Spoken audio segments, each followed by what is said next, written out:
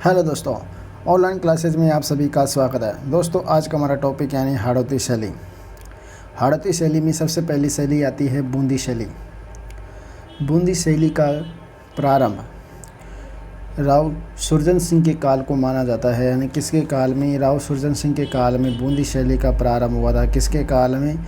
बूंदी शैली का प्रारंभ यानी राव सुरजन सिंह के काल में प्रारंभ हुआ था। किसके काल में? यानी राव सुरजन सिंह के काल में प्रारंभ हुआ था। और राव रतन सिंह के काल में यानी जहांगीर ने इसे सर बुलंद राय की उपाधि दी थी। किसको दी थी? यानी राव रतन सिंह को जहांगीर ने इसे सर बुलंद राय की उपाधि दी थी। किसकी दी थी? यानी सर बुलंद राय की उपाधि दी गई थी। किसकी? सर बुलंद राय की उपाधि किसने दी थी? जहांगीर के द्वारा दी गई थी। किसको? रतन सिंह को। राव रतन सिंह को जहांगीर ने इसे सर बुलंद राय की उपाधि दी गई थी। उसके बाद आता है राव शत्रुशाल, जो बूंदी में रंग महल का निर्माण करवाया गया था। यानी रंग महल का निर्माण किसने करवाया था? रंग महल का निर्माण यानी बूंदी में राव शत्रुशाल के द्वारा कराया गया था। किसके द्वारा कराया गया था? यानी रंग महल का निर्माण बूंदी में यानी राव शत्रुशाल के द्वारा कराया गया था, जिसमें भित्ति चित्रों के लिए प्रसिद्ध है। यानी भित्ति चित्रों के लिए प्रसिद्ध है। बूंदी शैली का प्रारंभ यानी राव सुरजन सिंह के काल को माना जाता है। राव रतन सिंह के काल ने यानी राव रतन सिंह के काल में जहांगीर ने इसे सर बुलंद राय की उपाधि दी गई थी। और राव शत्रुशाल के द्वारा बूंदी में रंग महल का निर्माण करवाया गया था। किसका? बूंदी में रंग महल का निर्माण करवाया गया था। राव उम्मीद सिंह के द्वारा बूंदी शैली का स्वर्णकाल माना जाता है। यानी राव उम्मीद सिंह के द्वारा राव उम्मीद सिंह के काल को बूंदी की शैली का स्वर्णकाल माना जाता है। क्या माना जाता है? बूंदी शैली का स्वर्णकाल यानी राव उम्मीद सिंह की माना जाता है, जिसमें बूंदी में रंगशाला या चित्रशाला का निर्माण करवाया गया था। कौन सी शैली में? यानी रंगशाला व चित्रशाला का निर्माण यानी उम्मीद सिंह के काल को माना जाता है। किसका? उम्मीद सिंह के काल को माना जाता है। राव उम्मीद सिंह के द्वारा बूंदी शैली का स्वर्णकाल माना जाता है और बूंदी में इसी रंगशाला व चित्रशाला का निर्माण करवाया गया था। यानी उम्मीद सिंह के द्वारा बूंदी में रंगशाला व चित्रशाला का निर्माण करवाया गया था। बूंदी शैली की प्रमुख विशेषताएं कौन कौन सी है? बूंदी शैली की प्रमुख चित्रकार। बूंदी शैली की प्रमुख चित्रकार में आता है, पहला आता है सुरजन। कौन सा? सुरजन आता है। दूसरा आता है रामलाल, साधुराम और अहमद अली। यानी 4 आते हैं। कौन से 4 कलाकार कौन कौन से हैं? प्रमुख चित्रकार यानी सुरजन, रामलाल, साधुराम और अहमद अली। कौन है? सुरजन, रामलाल, साधुराम और अहमद अली, ये प्रमुख चित्रकार माने जाते हैं। कौन सी शैली के? बूंदी शैली के। बूंदी शैली की प्रमुख विशेषताएं कौन कौन सी है? बूंदी शैली की प्रमुख विशेषताएं। बूंदी शैली में पशु पक्षियों एवं प्राकृतिक पर आधारित सर्वाधिक चित्रण कराए गए थे। यानी बूंदी शैली में सर्वाधिक पशु पक्षियों एवं प्राकृतिक आधारित चित्रण कराए गए थे। बूंदी शैली में खजूर के वृक्ष की प्रधानता मानी जाती है। यानी बूंदी शैली में खजूर वृक्ष की चित्र किया गया है। वर्षा में नाचते मोर का चित्रण यानी बूंदी शैली में किया गया था, जबकि मोर का चित्रण यानी जयपुर शैली में किया गया था। कौन सी शैली में? जयपुर शैली में किया गया था। और नाचते हुए मोर का यानी बूंदी शैली में किया गया है। प्रमुख रंग यानी बूंदी शैली का प्रमुख रंग कौन सा है? हरा माना जाता है। कौन सा? हरा माना जाता है। जबकि जयपुर और अलवर और बूंदी शैली का रंग प्रमुख रंग कौन सा माना जाता है? हरा रंग माना जाता है। कौन सा? हरा रंग माना जाता है। पशु पक्षियों और प्राकृतिक पर आधारित यानी सर्वाधिक चित्रण यानी बूंदी शैली में किया गया था। कौन सी शैली में? यानी बूंदी शैली में किया गया था। कौन सी शैली में? बूंदी शैली में किया गया था। और ओनली नीला कलर यानी शेखावाटी शैली में माना जाता है। कौन सी शैली में? शेखावाटी शैली में माना जाता है।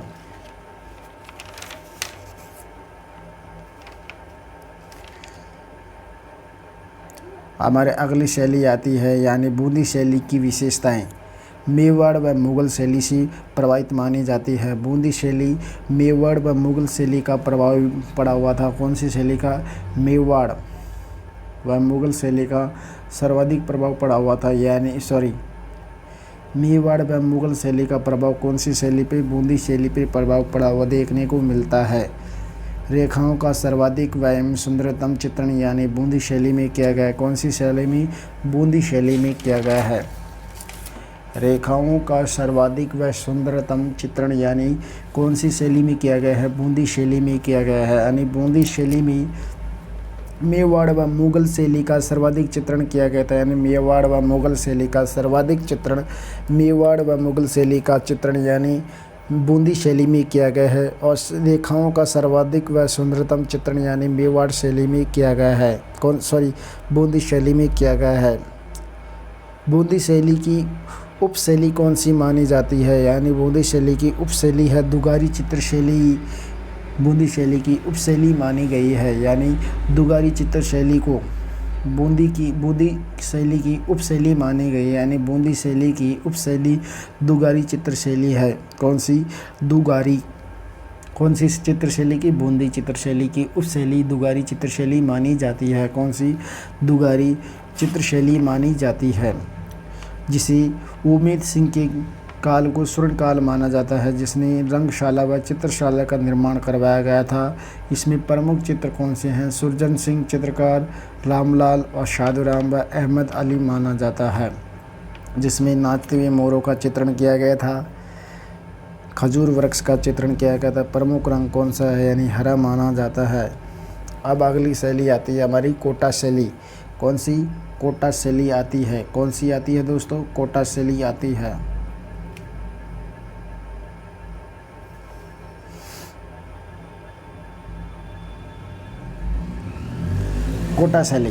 कोटा शैली का काल या प्रारंभ या विकास महाराव राम सिंह का माना जाता है। यानी महाराव राम सिंह के काल को कोटा शैली का प्रारंभ माना जाता है। यानी किसके काल में प्रारंभ हुई थी कोटा शैली? महाराव राम सिंह के काल में कोटा शैली का विकास प्रारंभ माना जाता है। किसे? कोटा शैली का विकास प्रारंभ माना जाता है। महाराव गुमान सिंह के काल में प्रमुख चित्रकार डालू हुआ था। कौन था? प्रमुख चित्रकार डालू हुआ था। यानी महाराव गुमान सिंह के काल में प्रमुख चित्रकार कौन था? डालू माना जाता है। इसका प्रारंभ यानी महाराव राम सिंह के काल में प्रारंभ कौन सी शैली हुई थी? कोटा शैली प्रारंभ हुई थी। महाराव गुमान सिंह के काल में यानी प्रमुख चित्रकार डालू माना जाता है, जिसने यानी रागमाला का चित्रण बनाया गया था। किसका बनाया गया था? यानी रागमाला का चित्रण बनाया गया था। डालू सिंह के द्वारा कौन से चित्रण बनाया गया था? रागमाला का चित्रण बनाया गया था। यानी ये गुमान सिंह के काल के प्रमुख चित्रकार डालू सिंह माना जाता है, जिसने रागमाला का चित्रण बनाया गया था। किसका? रागमाला का चित्रण बनाया गया था। इसके बाद आता है महाराव उम्मेद सिंह। महाराव उम्मेद सिंह के काल को स्वर्ण काल माना जाता है। यानी कोटा शैली का स्वर्ण काल महाराव उम्मेद सिंह के काल को माना जाता है। और महाराव उम्मेद सिंह के काल में यानी बूंदी शैली के काल को भी माना जाता है। किसे? उम्मेद सिंह। और उम्मेद सिंह के काल को यानी कोटा शैली के काल को स्वर्ण काल माना जाता है। इसके प्रमुख चित्रकार कौन से हैं? प्रमुख चित्रकार है नूर मोहम्मद। यानी कोटा शैली की उम्मेद सिंह के काल में प्रमुख चित्रकार है नूर मोहम्मद, कन्हैया, लच्छीराम व रघुनाथ। इसमें से सबसे प्रमुख यानी कलाकार कौन से चित्रकार माना जाता है? नूर मोहम्मद और लच्छीराम को इम्पोर्टेंट माना गया है। प्रमुख चित्रकार यानी नूर मोहम्मद, कन्हैया, लच्छीराम और रघुनाथ माने जाते हैं। किसी? यानी नूर मोहम्मद, कन्हैया और लच्छीराम। चौथा हमारा आता है रघुनाथ। किसे? रघुनाथ को माना जाता है। इसके प्रमुख चित्रकार किसके? उम्मेद सिंह के काल में कोटा शैली का स्वर्ण काल माना जाता है। कौन सी शैली का स्वर्ण काल? यानी कोटा शैली का माना जाता है। प्रमुख विशेषताएं। कोटा शैली की प्रमुख विशेषताएं कौन कौन सी? यानी कोटा शैली की प्रमुख विशेषताएं आती है हमारी शिकार पर आधारित सर्वाधिक चित्रण यानी कोटा शैली में किया गया है। कौन सी शैली में? शिकार पर आधारित यानी शिकार पर आधारित सर्वाधिक चित्रण कोटा शैली में किया गया है। महिलाओं को शिकार करते हुए चित्रण कोटा शैली में दिखाया गया है, यानी महिलाओं को यानी शिकार करते हुए कोटा शैली में बताया गया है। कौन सी शैली में? यानी कोटा शैली में बताया गया है। कौन सी शैली में दोस्तों? कोटा शैली में बताया गया है। सर्वाधिक शिकार के यानी सर्वाधिक शिकार पर आधारित सर्वाधिक चित्रण किसमें? कोटा शैली में किया गया है। महिलाओं को शिकार करते हुए दिखाया गया, कोटा शैली में दिखाया गया है। बूंदी मुगल व यानी बूंदी प्लस मुगल शैली का प्रभाव कोटा शैली पर देखने को मिलता है। किस पे? कोटा शैली पर देखने को मिलता है। बूंदी व मुगल शैली से प्रभावित मानी जाती है। कौन सी शैली? कोटा शैली को माना जाता है, जिसमें प्रमुख रंग यानी हल्का हरा पीला व नीला रंग माना जाता है। यानी कोटा शैली में प्रमुख रंग यानी हल्का हरा पीला नीला रंग माना जाता है। यानी हल्का हरा पीला नीला हरा पीला व नीला हल्का रंग माना जाता है। कोटा में झालाओं की हवेली के भित्ति चित्र प्रसिद्ध माने जाते हैं। कोटा में किसकी हवेली के? झालाओं की हवेली के। कोटा में झालाओं की हवेली के भित्ति चित्र सर्वाधिक प्रसिद्ध माने जाते हैं। यानी शिकार पर आधारित सर्वाधिक चित्र कोटा शैली। महिलाओं को शिकार करते हुए चित्र किसमें दिखाया? कोटा शैली में। बूंदी व मुगल शैली का प्रभाव कोटा शैली पर। और प्रमुख रंग यानी हल्का हरा रंग पीला और नीला रंग देखने को मिलता है। कोटा में सर्वाधिक यानी झालाओं की हवेली पर भित्ति चित्रों का प्रसिद्ध है। किसके लिए? झालाओं की हवेली भित्ति चित्रों के लिए प्रसिद्ध मानी जाती है। किसके लिए?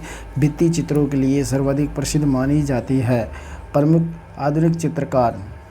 अब पढ़ते हैं प्रमुख आधुनिक चित्रकार कौन कौन से माने जाते हैं। आधुनिक चित्रकार है राम गोपाल विजयवर्गीय जे यानी बालेर के हैं। कहाँ के हैं? बालेर के। बालेर में भी सवाई माधोपुर के माने जाते हैं, जिसने सर्वप्रथम एकल चित्र प्रदर्शनी लगाने वाले थे। कौन सी? यानी प्रमुख आधुनिक चित्रकार में आता है राम गोपाल विजयवर्गीय। ये है बालेर के यानी सवाई माधोपुर के माने जाते हैं, जिसने सर्वप्रथम एकल चित्र प्रदर्शनी लगाने का श्रेय जाता है। इसकी प्रमुख चित्र है अभिसार निशा। कौन सा प्रमुख चित्र कौन सा है? अभिसार निशा को माना जाता है, जिसने एकल चित्र प्रदर्शनी लगाने का सर्वप्रथम किसने दिया गया? यानी राम गोपाल विजयवर्गीय। ये बालेर सवाई माधोपुर के माने जाते हैं। उसके बाद आता है यानी राम गोपाल विजयवर्गीय को 1984 में पद्मश्री से सम्मानित हुए थे। कब हुए थे? पद्मश्री से सम्मानित माने जाते हैं। यानी राम गोपाल विजयवर्गीय सर्वप्रथम एकल चित्र प्रदर्शनी लगाने वाले व्यक्ति थे। प्रमुख चित्र यानी अभिसार का बनाया था, अभिसार निशा वाला चित्र बनाया गया था, जिसे 1954 में पद्मश्री पुरस्कार से सम्मानित किया गया था। उसके बाद आता है गोवर्धन लाल बाबा। कौन सा आता है? गोवर्धन लाल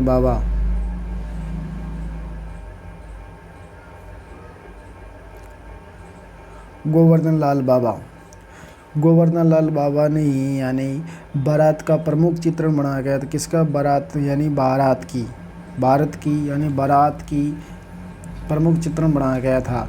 इसी गोवर्धन लाल बाबा को भीलों का चितेरा भी कहा जाता है। ये कांकरोली राजसमंद का है। इसे भीले को चितेरा किसे कहते हैं? यानी चित्र बनाने वाला गोवर्धन लाल बाबा भीलों का चितेरा भी कहा जाता है, जो कांकरोली राजसमंद का है। परमानंद चौयल के द्वारा इसे भैंसों का चितेरा भी कहा जाता है। क्या कहते हैं? गोवर्धन लाल बाबा को भीलों का चितेरा, जो कांकरोली राजसमंद का माना जाता है। परमानंद चौयल इसे भैंसों का चितेरा भी कहा जाता है। यानी भैंसों का सर्वाधिक चित्रण किसने बनाया था? यानी परमानंद चौयल के द्वारा, जो कोटा का है। इन्हें फादर ऑफ आर्ट भी कहा जाता है। क्या कहते हैं? इन्हें फादर ऑफ आर्ट भी कहते हैं। क्या कहते हैं? इन्हें फादर ऑफ आर्ट भी कहा जाता है। यानी परमानंद चौयल को फादर ऑफ आर्ट भी कहा जाता है। सौभाग्यमल गहलोत ये जयपुर के माने जाते हैं। कहाँ के? यानी जयपुर के। सौभाग्यमल यानी मल जयपुर के माने जाते हैं। कहाँ के माने जाते हैं? सौभाग्यमल गहलोत यानी जयपुर के माना जाता है, जिसे नीड़ का चितेरा भी कहते हैं। क्या कहते हैं? नीड़ का चितेरा भी कहते हैं। नीड़। जगमोहन माथोड़िया ये बादोलिया यानी बीकानेर के माने जाते हैं। कहाँ के हैं? बोदलिया बीकानेर के माने जाते हैं।